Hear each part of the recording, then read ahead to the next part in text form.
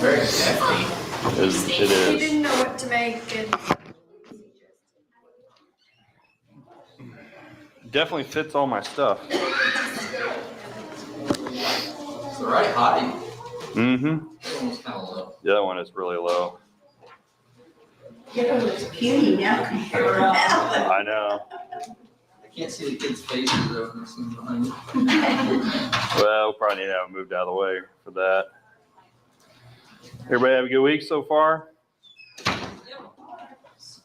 No. School? You don't love school? Why not? Never have. Trade you. All right.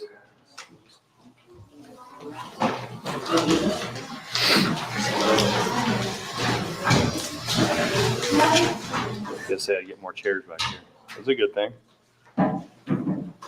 All right, so we are looking at, we were talking about morality and sex, and we've gotten down talking about what can we do as parents to help our children learn about. So what we can do to teach our children about it.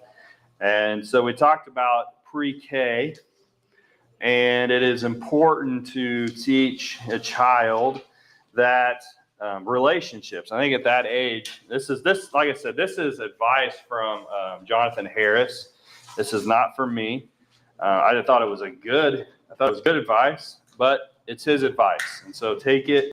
You may agree with some of it, may not on some of it, but I think it is some good advice. And so he's talking about pre-K is teaching children to build relationships and building a relationship with your child at that age.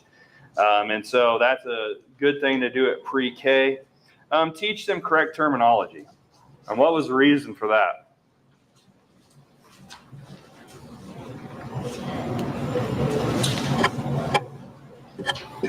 Hang on. Oops. It's harder to fool them for a pedophile. Yeah, it'd be harder to fool them. And so it teaches, they understand the correct terminology. And so that when a predator is trying to do something, a lot more alert to that. So that's just pre-K. And so age 5 to 10, need to start talking to them about puberty and that it's coming. Teach them the correct and incorrect context of it through the scriptures. What is it? What do you mean by that?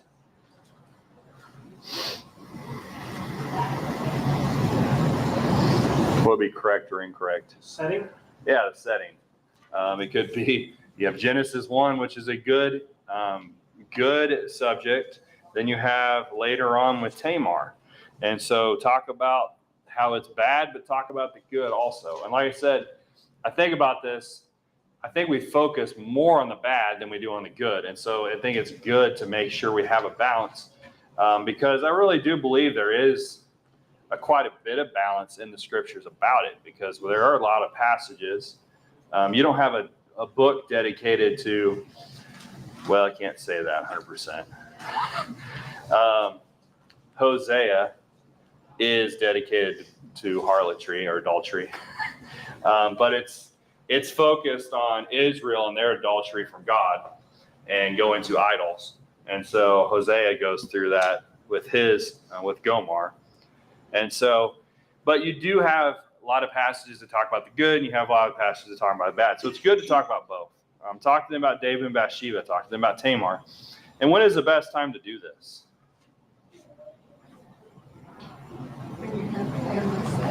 When you have a family setting, study together.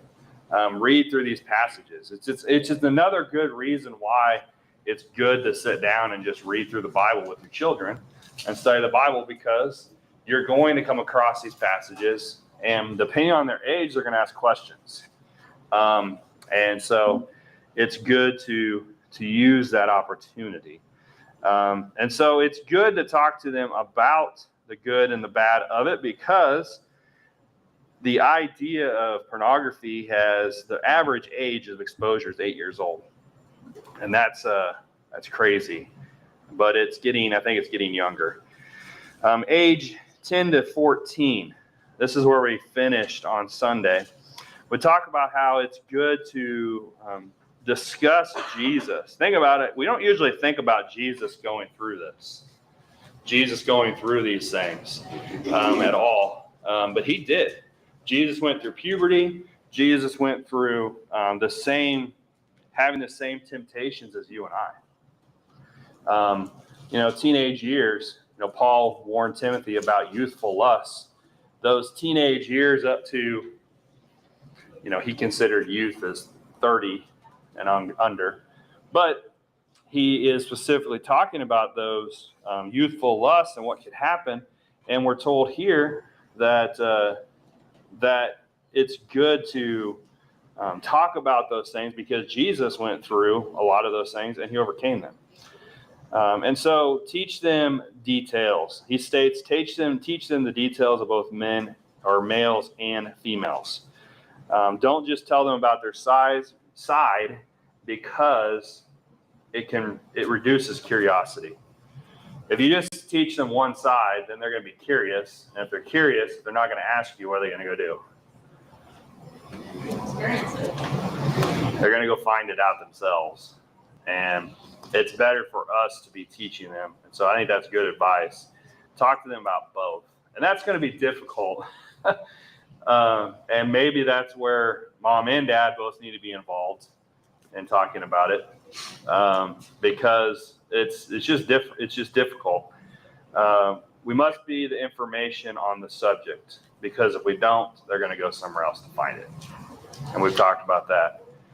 We need to continue to reinforce the correct and incorrect context, especially the correct.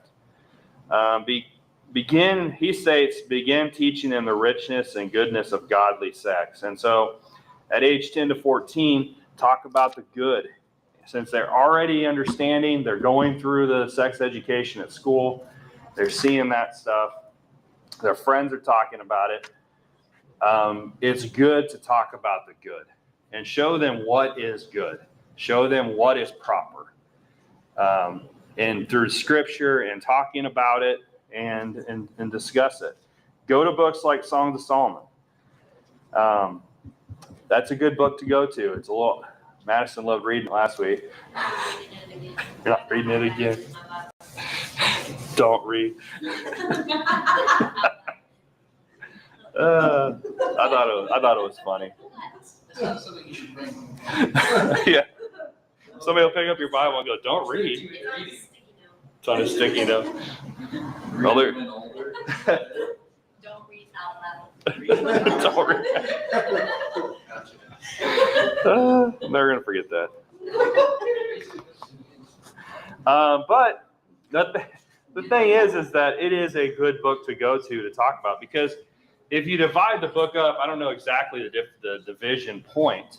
I'd have to study it out some more, but there is the before they're married and the after they're married.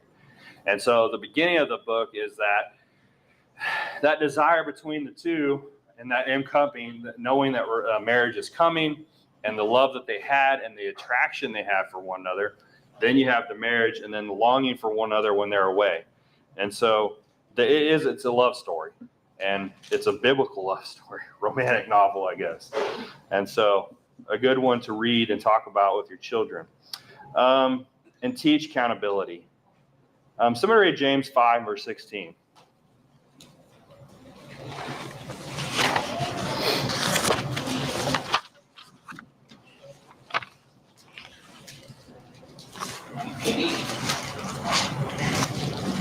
Confess your faults one to another and pray one for another that you may be healed. The effectual fervent prayer of the righteous man availeth much.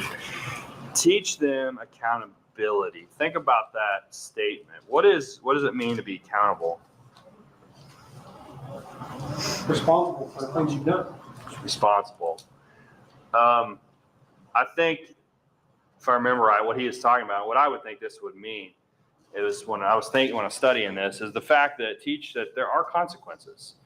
And so we got to teach children that there are consequences for all of our actions, no matter what they are, good or bad, but we've got to be accountable for our own actions. And so Hebrews 10, 23 through 25.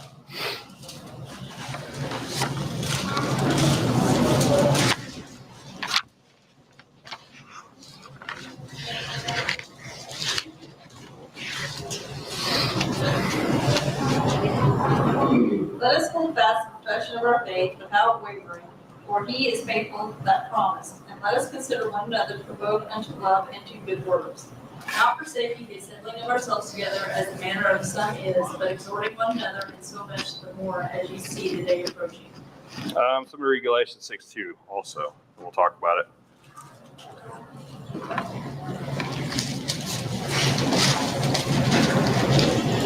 Everyone in this verse and some fulfill the law of Christ. Okay, there's something common between these three passages talking about accountability.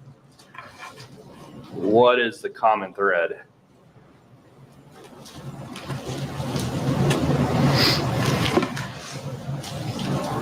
Each other, maybe? Looking out for each other. I think accountability also can be that look out for your friends. Look out for your loved ones. Look out for one another.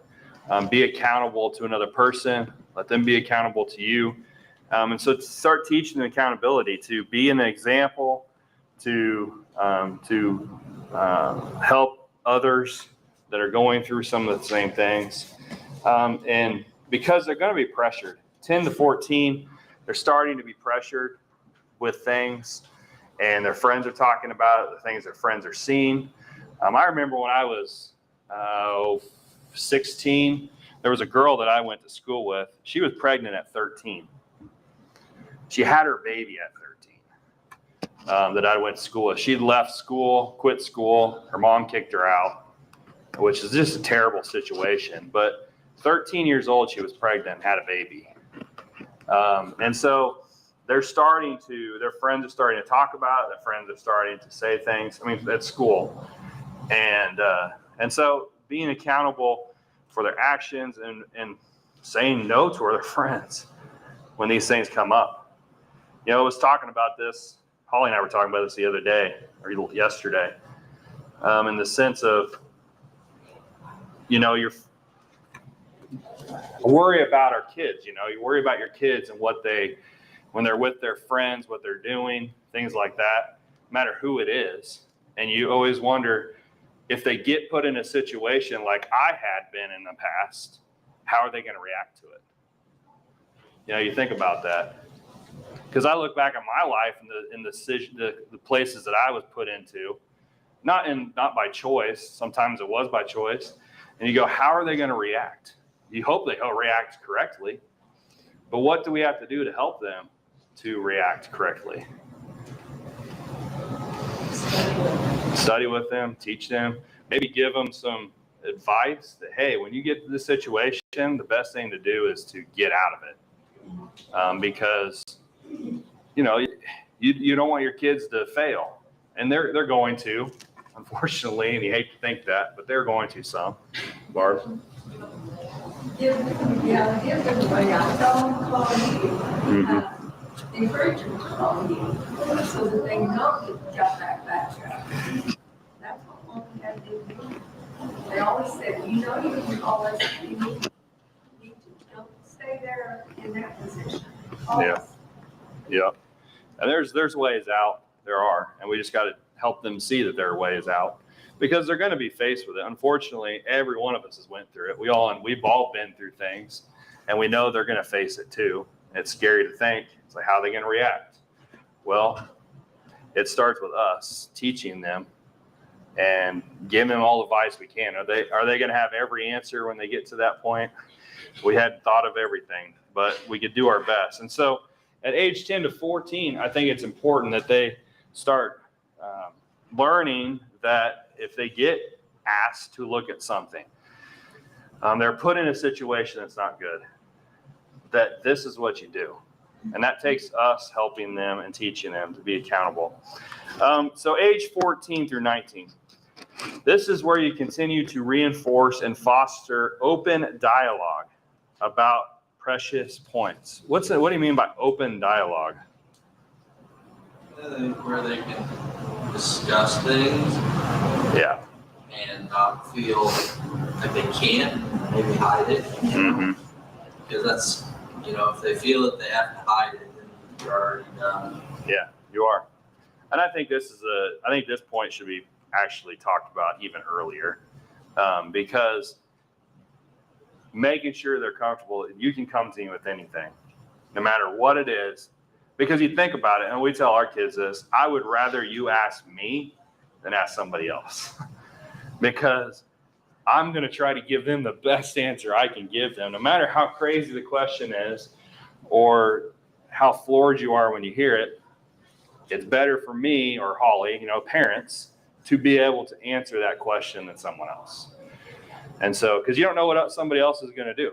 Where are they going to get their advice? Where are they going to go to? You look at the news today, you can see everything they're going to tell them. Mm-hmm. The world will steer them off their own direction. You've got to be the one there, the person that can answer their question in a manner that it should be, with them not being ran off with the answer that you give them, so not scared to death. Yeah, that's right. This world is crazy, as we've talked about, and it's when we're talking about sex and things like that, it really has a big hold on our world. And we've got to help our children. We've got to help them. We got to teach them. And so teach them that they can come to us with anything. Address more specific sexual issues and details. They're at an older age. They're going to understand more. And so it's good to get more specific with these, but patient, gracious, and merciful with their mistakes. We made mistakes, didn't we? And whatever the case may be, we need to be merciful with their mistakes. And that's going to be difficult because, you want to go, why did you do that? But then you got to look back and say, I made mistakes in my past too.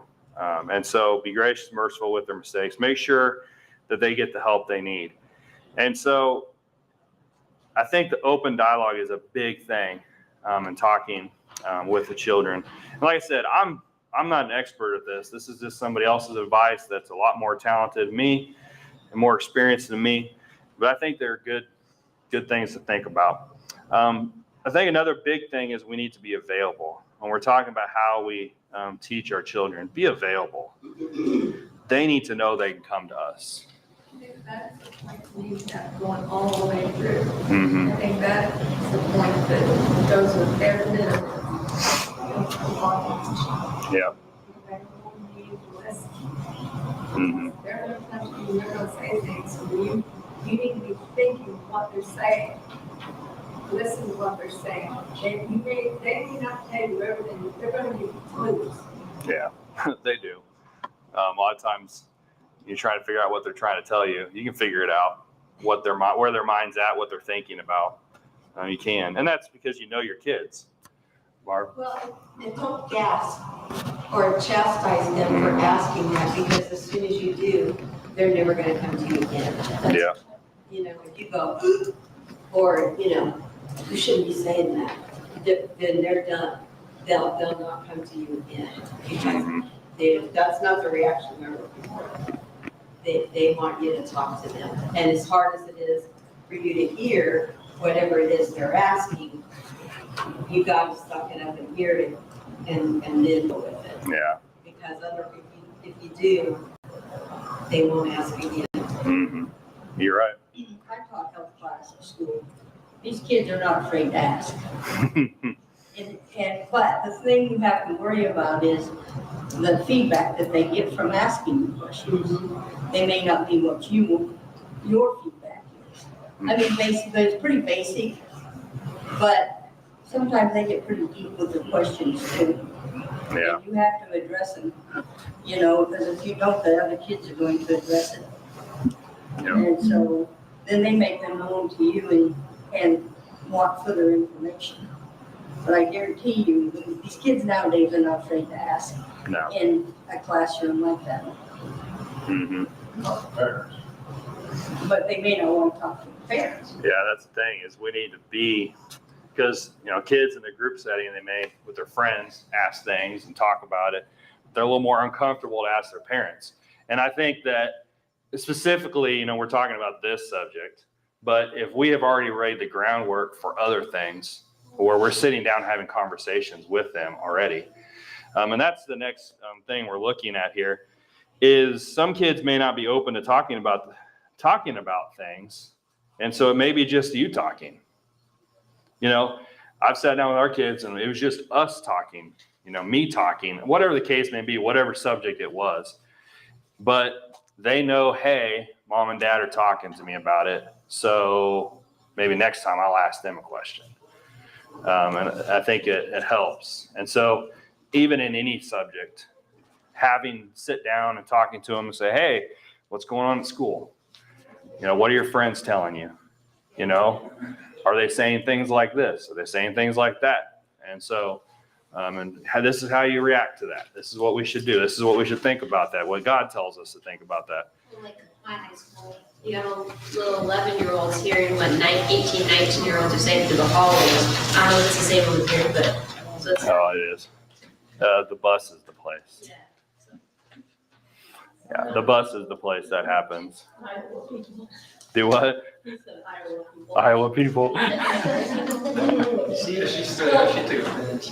I was gonna say, one of the key things as parents is that we need to set time aside. We need to give the kids 100% of our attention. Mm-hmm. We can't be sitting there going, well, I gotta be doing this, this, this, and this. If they want to talk to us, everything else should be set aside. There should be time for them to be able to talk to us, so we give them 100% attention and we actually listen to what they were saying. Yeah, Because they need to feel like what they're saying is important. that's right. If you don't make that important, they won't come. They'll feel more comfortable talking to their peers than they will to us. Mm-hmm. And our reaction, like Barb said already, our reaction is, it could be good or bad, if we don't react correctly. And so that's the next thing. Don't overreact with their questions, because that's going to be a problem. We need to be open to whatever they ask about and not overreact. And we need to be understanding. We need to say, okay, let's talk about that. Breathe a second. Let's talk about that. I remember when I was a kid saying something that I shouldn't have said, and it was around mom. Which wasn't a good thing. But I learned that you don't say that. And I've remembered that my whole life. And I'm thinking, you know what? I'd rather my kids say something like that around me so that I can say, okay, no, we're not going to do that. We don't talk like that. And it's happened. Will did it the other day. Teachable moment. It's a teachable moment. It is. And, we just sit down and talk to them, say, we don't say that. Next time it's going to be a little different. But don't say that. But I'd rather them do that than be at school talking about it and saying those things and then not really understand, maybe I shouldn't be saying that, because, they don't. I remember when I was a kid, I didn't understand that was a bad word. And so that's what happened. And so our kids they're hearing things and they're hearing it from their friends. The kids are at school and they don't know. Sometimes they don't know. And so it's good to sit down and talk to them. So don't overreact when you hear something from them, because it may be shocking, but we've got to prepare ourselves and be able to take a breath and to answer it. Give age appropriate questions. Sometimes a 6-year-old, we're going to get a different answer than the 16-year-old. And especially if you're in a family devotional time, you're not going to be able to go too in depth if you've got younger ones and older ones there. Sometimes you're going to have to pull one aside and say, hey, let's explain more about that. Let's talk a little more about that. Because honestly, 6, 7-year-olds are going to go over their heads. And they're not even asking questions. They're reading it and they go on. They don't really think about it. But the older ones, they do. Start somewhere. If they come back with more questions, you might need to say more. So just start somewhere. And if they have more questions, just say, hey, if you have more questions, come back. And then, like I said, cultivate continued conversation.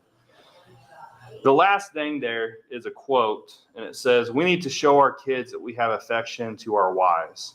By hugging, kissing, etc., that is appropriate to be seen. This is good for your kids to be able to see what marriage is about. And this is a quote from Eric Lyons in one of his sermons about this subject. Why is that important? Because you need to know where it's appropriate. That's a big part of it. They need to understand what a relationship is. And they need to see it with their mom and dad first. And then when they see something different, because unfortunately, the reality of it is our kids are going to see something different. And so when they see something different, they're going to go, wait, is that normal? No, because mom and dad are not that way. And so should be what's normal, because that's what I grew up seeing. And if we're putting off the image of God, what God wants us to be, the marriage He wants us to be, we're going to teach our kids that the things that they may see later on are not real, are not what God designed, and there's something different. And so that's important. Anything else on this part? This was just part one. I'll get you the rest next on Sunday. Well, let's go back to our book. We got a few more minutes, unless somebody's got a comment about that. Like I said, I'm not an expert on this. I'm not standing up here saying I'm an expert. My kids are not that old. I know a lot of you guys have been through this more than I have. And so maybe you have more advice. This is just advice that someone gave me in a sermon. So you got anything you want to add? Something I'm wrong on? Tell them to choose friends wisely that you have on Snapchat, you have on Instagram. That's big. It really is. The friends they have, not only in person, but online. Yeah, it goes to show when they get on Facebook in the morning and they say you're old and they won't listen to anything you tell them, even though you're trying to help them. And then you show up at church Wednesday evening and explain to the congregation that, the way she said that wasn't very nice. Because I'm much smarter than you. Uh-oh. This is what I get. Just wait. One of these days you're gonna eat those words. She will. Hey, it's just not today. Yeah. She's not even going to turn her ear to me. I've already been hearing that mess. Well, Barb, you're just going to get there before I do, according to her. Maybe a couple days. Well, and going back to what Madison said,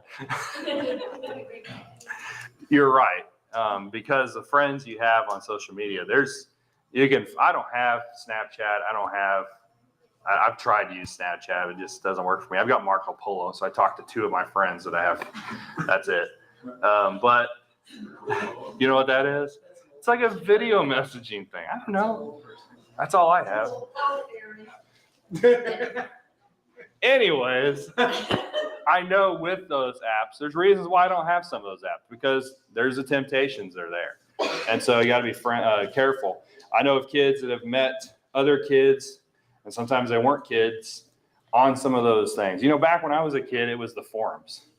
You'd get on these chat forums, and that's what this stuff was happening. I know that's really old, but it was chat forums. Well, it's not that anymore. It's Facebook, or it's Snapchat, or it's, Instagrams, things like that. And so we got to be careful because. Kids feel safe. Huh? Kids feel safe going through social media, and because they're not face to face with someone, so they feel like, that's where the bullying a lot of times starts. It is. Because they think it's outside of school, but a lot of times it gets drawn into the school.